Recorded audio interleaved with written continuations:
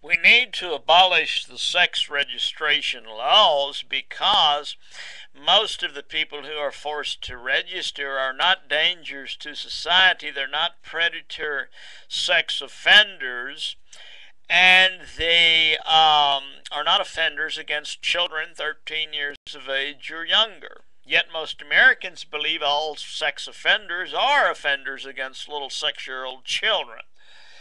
And yet 90% of all of them are date rape situations, pornography situations, statutory rape situations, situations which are not violent, situations were not offenses against children, and situations where most of these offenders will never recommit another crime. Yet they are forced to register as a sex offender, and then they cannot get a job or rent a home. And they are even denied federal housing assistance for persons who are disabled. And so you've got a situation where men are entrapped by police officers, female police officers who pose as 17-year-old minors and entice men to come on to her, and then she arrests him for soliciting sex of a minor. Not a 6-year-old kid, but a 17-year-old woman. And so you've got this whole broad, expanded police net that is out there calling everything a sex offense. When most of the sex offenders are offenders because they got entrapped with a sexual by nature crime with a 17, 16, and 15-year-old. Okay, these are not children. These are young adults who very well know what they are doing. And most of these young adults at 16 and 17 years old, they go out and they entice men to come on to them. They will even put what they call when they talk about child pornography, 90% of all men who are indicted for having child pornography on their computer is not pornography of 6-year-old kids, but pornography pictures of 17, 16, and 15-year-old adult women. And that is how most men are indicted on child pornography charges. We need to focus our attention on the people who are offending 13 years of age and younger.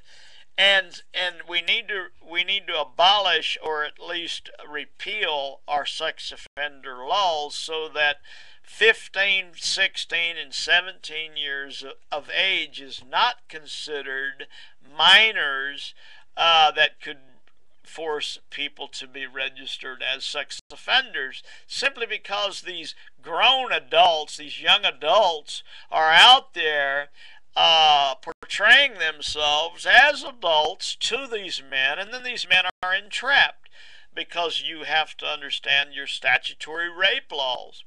A 15, 16, or 17-year-old that goes out on the town and presents herself as an adult and invites a man to come on to her, they have sex, this is statutory rape. And so you're looking at making thousands of men register as sex offenders when they shouldn't need to be. And that's the same way with date rape. A lot of these women are out on the town, they're smoking dope, they're throwing their bodies around, they're giving themselves to men, and then they turn around and they cry statutory rape. Daddy, my boyfriend raped me. He's 22.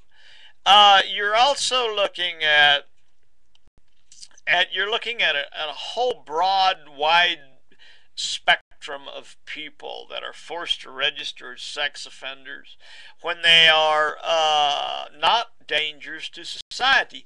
And another thing you must notice is that women also tend to lie on men about being raped, especially the 15, 16, and 17-year-old group, to get them out of trouble. And many of them do it for attention. Many of them do it because they want an abortion.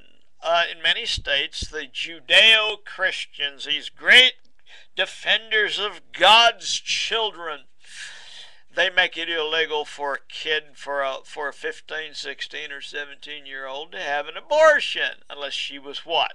Raped? Oh, so birth is raped. Now we can get an abortion. So you see the list goes on of nonviolent so-called sex offenders or predators who are forced to register, and they do not need to be.